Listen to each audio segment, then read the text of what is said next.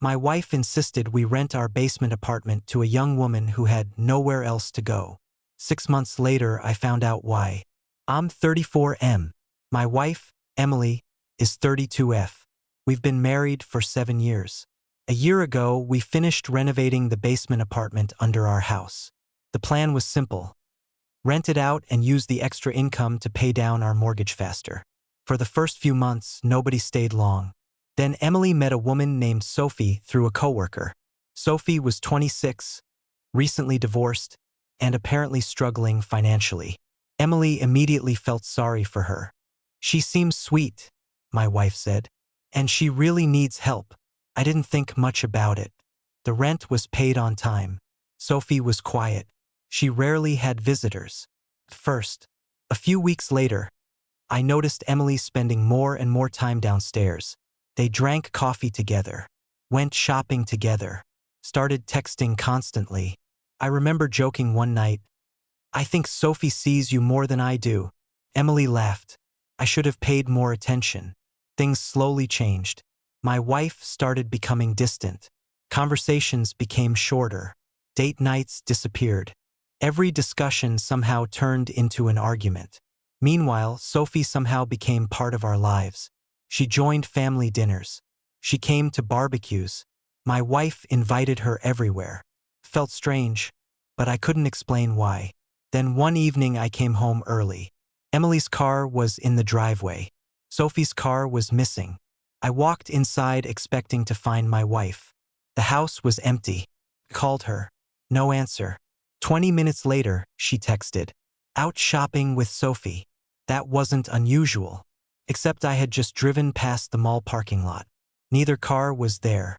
Something about that bothered me. For the first time in our marriage, I felt suspicious. I hated that feeling. Over the next few weeks, little things started adding up. Emily suddenly changed her phone password. She started taking calls outside. She began sleeping with her phone under her pillow. One night, she fell asleep while scrolling. Her phone buzzed. The screen lit up. I wasn't trying to snoop, I swear. But what I saw made my stomach drop. The message preview simply said, "Can't wait until he's gone tomorrow." The sender's name was Sophie. I barely slept. The next morning, I confronted Emily. She immediately grabbed her phone. "It's not what you think." The most predictable sentence in human history. She claimed Sophie was talking about another guy. I wanted to believe her. I really did. But deep down, I knew something wasn't right. Over the next month, I started noticing everything. The secret smiles, the late-night texts, the constant excuses. Then came the day that changed everything. I had a work trip scheduled. 3 days away. Emily helped me pack. She kissed me goodbye, told me she loved me. Halfway through the drive, my boss called. The meeting was canceled. I turned around. I got home around noon. Sophie's car was parked behind the house. The basement door was open. I remember feeling my heartbeat in my throat. I walked quietly toward the apartment. I heard laughter. Then I heard my wife. Not upstairs. Downstairs. In Sophie's apartment. I opened the door, and everything made sense. Emily and Sophie were sitting together on the couch. Way too close. The look on their faces told me everything before either spoke. Emily turned white. Sophie looked terrified. Nobody said a word. I just stood there. Eventually, I asked one question. "How long?" Emily started crying. Sophie stared at the floor. 8 months. 8 months. The basement apartment had been rented for 6, which meant their relationship started before Sophie even moved in. The apartment wasn't a coincidence. The entire arrangement had been planned. My wife hadn't rented to a struggling tenant. She had moved her affair partner into our house. Under my feet. Every single day. I left immediately. I drove around for hours. I couldn't think. Couldn't breathe. I couldn't understand how someone could look you in the eyes every day and lie that easily. The divorce process started 2 weeks later. What hurt the most wasn't the affair. It was the manipulation. Every dinner, every holiday, every conversation, every moment they spent pretending I was just too stupid to notice. The funniest part? 3 months after I moved out, Sophie left Emily. Apparently living a secret fantasy is exciting. Living real life together isn't. Last week Emily called me. For the first time in almost a year, she cried. Said she made the biggest mistake of her life. Said she missed our marriage. Said she wanted another chance. I listened quietly. Then I asked a single question. Does Sophie know you're calling me? Silence. Then she hung up. That was all the answer I needed. Update 1. A lot of people asked why I didn't notice sooner. The truth is that when you trust someone completely, you explain away things that should probably concern you. Looking back, the signs were everywhere. Emily suddenly cared about her appearance far more than before. She bought new clothes, started wearing perfume around the house. She even joined a gym despite never showing interest in fitness before. Whenever I mentioned it, she'd laugh and say she was just trying to improve herself. I believed her. After I discovered the affair, more details came out. Apparently several of Emily's friends knew. Not all of them, but enough. One friend actually called me a few weeks after the confrontation. She apologized. She told me she thought Emily would eventually tell me herself. Instead, Emily kept lying. Month after month. That phone call hurt almost as much as the affair itself. Because it meant I had been the last person to know. The biggest shock came from our finances. While preparing for divorce, I discovered Emily had been helping Sophie far more than I realized. Thousands of dollars. Small transfers, gift cards, shopping trips, restaurant bills, hotel stays, all paid from our joint account. When I added everything together, the number made me sick. Nearly $9,000. $9,000 spent helping the woman she was cheating with. Using money I had worked for too. When I confronted Emily through my lawyer, she claimed she was only supporting a friend. Nobody believed that. Not even her. Then things got worse. A neighbor contacted me. Apparently Emily and Sophie weren't nearly as careful as they thought. Multiple neighbors had seen them acting like a couple for months. Holding hands, kissing in the driveway, leaving together late at night. One neighbor assumed we had an open marriage. I almost laughed when I heard that. Imagine being so obvious that strangers think your husband must know. Meanwhile, I was sitting upstairs completely clueless. The humiliation was brutal. I stopped reading messages for a while because every new detail felt like another knife. But then karma arrived. And it arrived fast. About 3 months after I moved out, Sophie lost her job.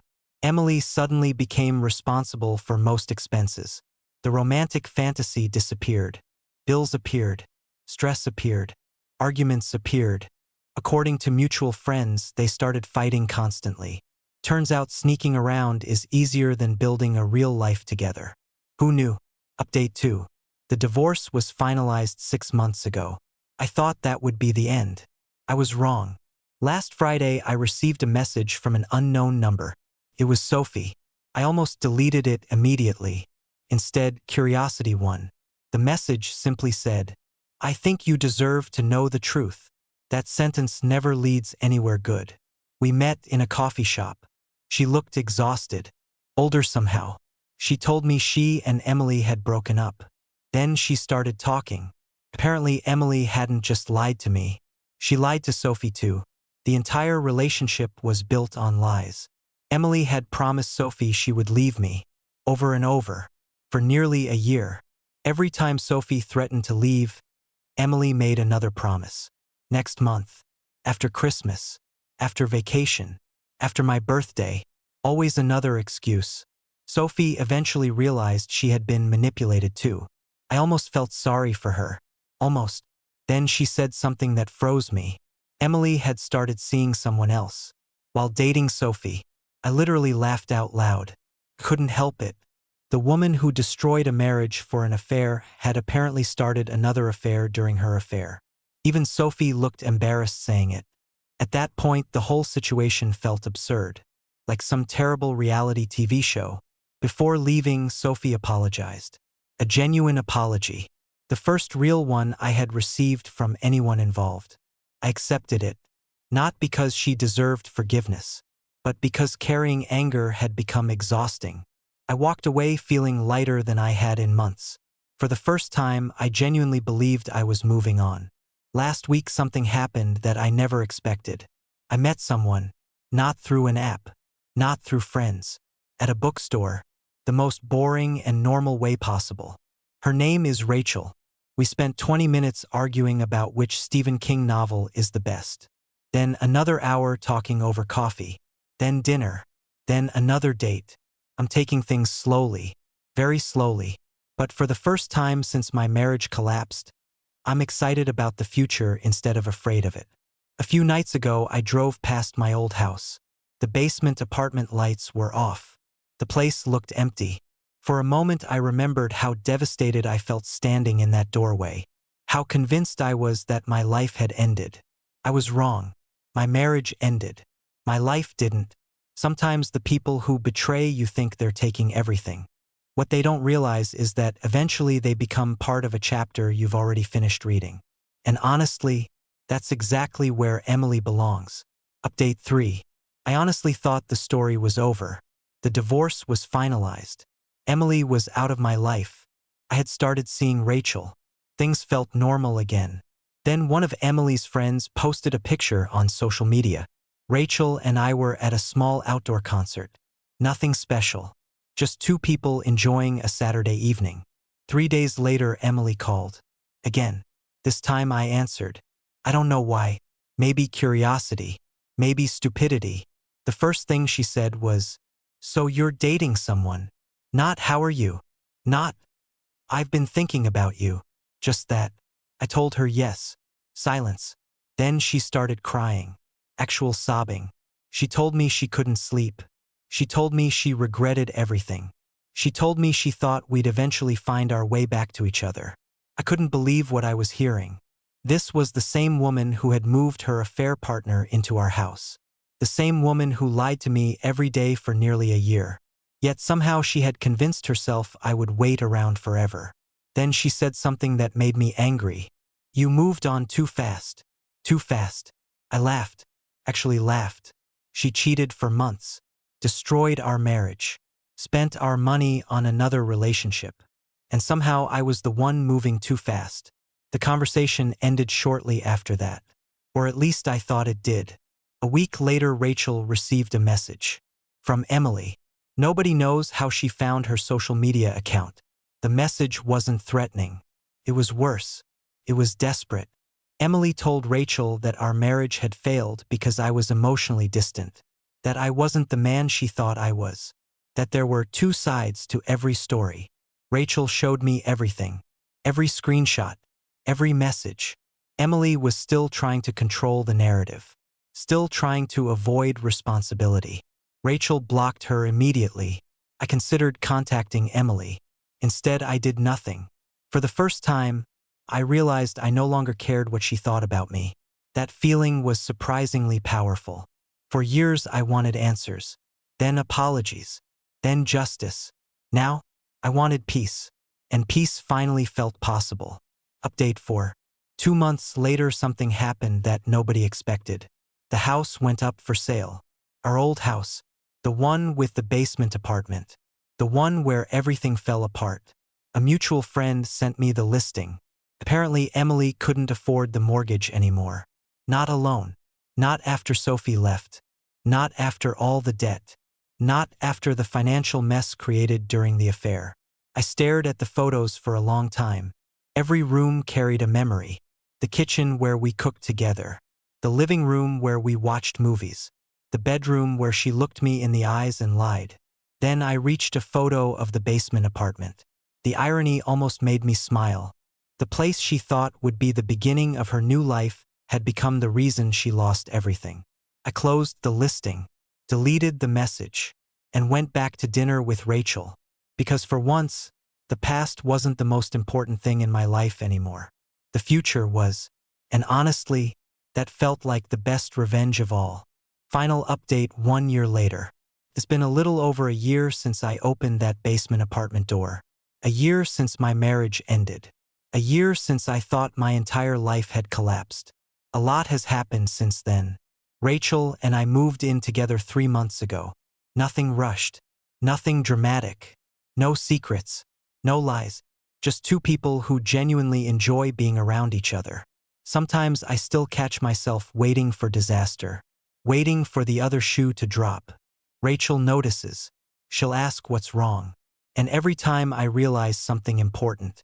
Healthy relationships feel strange when you've spent years in an unhealthy one. A few weeks ago, I received an email from Emily. Not a text, not a call, an actual email. Subject line, "Please read." I almost deleted it. Instead, I opened it. The message was long, very long, mostly apologies. She admitted she had spent the past year blaming everyone except herself. Me, Sophie, her friends, her parents, life, anyone she could think of. Then she wrote something that stuck with me. I don't think I ever appreciated what I had until I lost it. Reading that felt strange. Not satisfying. Not painful. Just distant. Like reading about someone else's life. Then came the part that surprised me. Emily revealed she had been attending therapy for nearly 8 months. Apparently her therapist forced her to confront something she'd spent years avoiding. She was addicted to validation, tension, excitement, the feeling of being wanted. According to her, the affair wasn't about love. It wasn't even about Sophie. It was about herself. About chasing a feeling. About escaping reality. For the first time in a year, I actually believed she was being honest. Not because she wanted me back. Because she finally sounded tired of lying. I never responded. Not out of anger. There just wasn't anything left to say. The chapter was over. Or so I thought. 3 weeks later, I ran into Emily. Completely by accident. At a grocery store. The kind of random moment movies love. Reality doesn't. We froze when we saw each other. For a second, neither of us moved. Then she smiled. A sad smile. The kind people wear when they know they can't undo the past. She looked older. Not physically. Just emotionally. Like life had finally caught up with her. We talked for maybe 5 minutes. Weather. Work. Normal things. Then she asked about Rachel. I told her we were happy. The way her eyes changed hurt more than I expected. Not because I still loved her. Because I remembered loving her. There's a difference. Before leaving, she said, "I'm glad you found someone good." Then she walked away. No drama. No tears. No begging. Just two strangers carrying the remains of a life they once shared. When I got home, Rachel asked how I felt. I thought about it for a while. Then I answered honestly.